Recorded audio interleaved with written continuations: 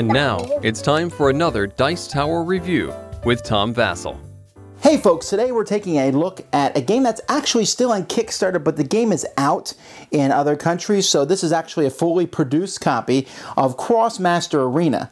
Now this is a game that got me very excited. In fact, I had already backed it on Kickstarter before I got a copy of it, so it's something that I was already interested in because I thought my kids would like it. Why? Because the pieces that come in the game are the little chibi guys.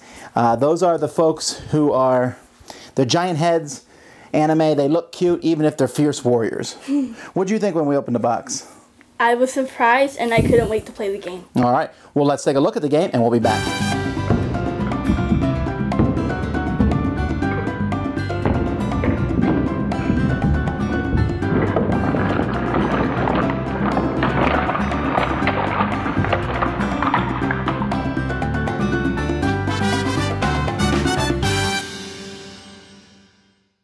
Now here's the board, but before we jump into that, I want to show you the rule book. What the rule book does is it has a tutorial where you will play through various games and you actually use the board in the rule book. So that teaches you, then you learn a bit more, then a little bit more, then a little bit more. Now you have more and more, and you go through the tutorial until you get to the point where you put out the board like this. The board is actually two-sided. The other side shows some other cool elemental stuff. But what you're going to do in this game usually is you're going to take characters, and each character has a figure that you will be starting, and so you'll have 4 on 4, or if you can play 2 on 2 on 2 on 2. And each of these characters is going to have a card. This card is going to show a couple things. The little yellow lightning bolt is your initiative, how fast you'll go. You have your hit points, you have your action points, and your movement points on the card. So you also will have special powers. For example, this person has a retreat shot and they can throw water bombs. It tells a little bit about that person, and then it tells any special powers like dodge. You get to roll extra dice when you dodge or lock someone. And so there are different cards for the different folks. Each of them, you can combine them and they have different stats and different powers. On your turn, you will activate each of these people, and you can move as many movement points as it shows on the card. So if it shows 3 movement points, like it does here with the King of the Gobbles, then he can move up to 3 spaces. And then it shows action points, and you will use those action points to do different actions. If nothing else, you can always spend 5 actions to punch someone else who's next to you. Many of the action points will revolve picking up coins that are all over the ground. You can see them around the board. And you use those coins to buy these different treasures that have different amounts. Sometimes they're one-use treasures. Sometimes they are equipment that you will keep the rest of the game. Here's a monkey that will sit on your shoulder, and he gives you an extra movement point, 3 extra health points, and an extra defense. Now, as you do all this, your whole goal of the game, besides collecting gold, your whole goal of the game is to get these tokens. You're going to start with 6 of these. Now you can buy another one for 10. There's 1 on the board, and after that one's gone, then you buy them directly from your opponent. So you can get gold and buy them from your opponent by going to these different altars that are around the board. But likely what you're going to do to get them is by knocking out one of your opponent's characters. If you do that, you get to take 3 from them. So that's one way that the game will progress to a conclusion. When you get to someone and you're attacking them, usually damage is automatic, but you always get to roll an extra dice to see if you can do critical hits, do more damage.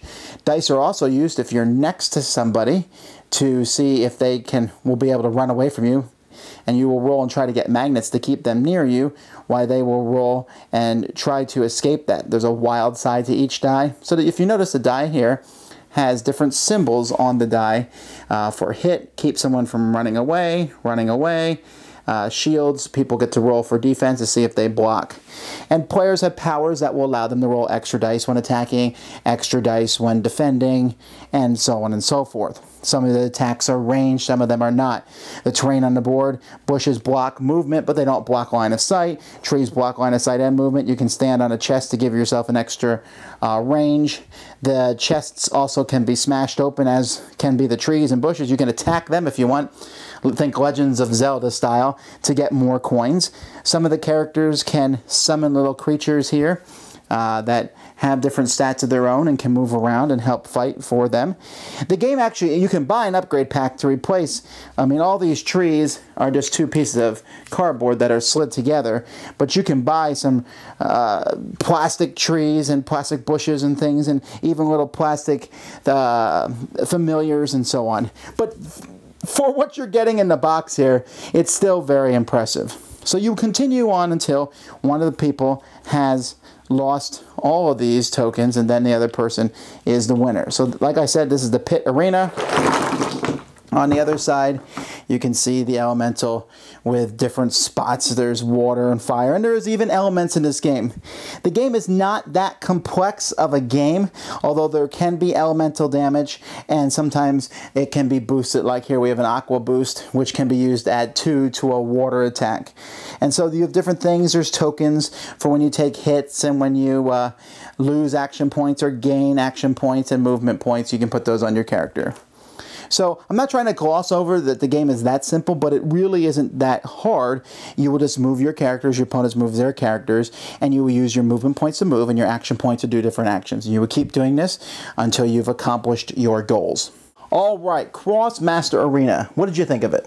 I love this game, especially the artwork. I think the artwork was just amazing. I can't wait for the other, not expansions, but the booster packs are called. Yeah, the booster packs to come out, and for the other characters too. I like their special powers, how each one was unique and actually had their little background too. How you could buy the different upgrades, like the potions and extra shooting and extra defense, and it was just a lot of fun to play. Yeah, one of the things that Melody and I both really liked was that tutorial where you go through the book a little bit at a time and learn the game. But the game itself, if I was teaching it to somebody... The only rule book that I actually read. If I was actually teaching this to somebody, I would just go full blown and show them the whole thing. But for someone who never learned it before, that was a very good experience. The components are amazing. Amazing components, except the crates. I had to glue them together to keep them together. Maybe that's just me. But I like it, not as much as Melody, but I still really like it. I think it's a very good, light, skirmish tactical game. Feels a lot like Final Fantasy Tactics on a lower scale. Adults and kids. Yeah. It's simple. It's easy. The die rolling mechanic is pretty good. And the characters seem to be pretty balanced as you move around. It's a very enjoyable game. Anything else you want to say? Just that I have 3 thumbs up. 3 thumbs up. If you had 3. Yeah. Mutant support for this game. It's very quick. We're talking 30 minutes or less per game. Lots of replayability. Maybe not in the regular booster set, but in the original set. But you add 1 booster pack in, and there's tons of replayability because now you have 12 characters to pick your teams of 4 and 4. But even now, you still can make different teams. You can draft or what have you.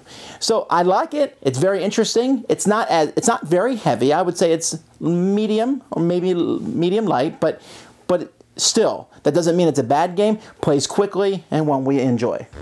Thanks so much for watching the Dice Tower videos. Find more great videos and reviews, as well as our top-rated audio podcast at Dicetower.com. You can also find the latest board game news at Dicetowernews.com. I'm Eric Summerer, and you've been watching The Dice Tower. The Dice Tower is sponsored by Fun Again Games, the world's best game source.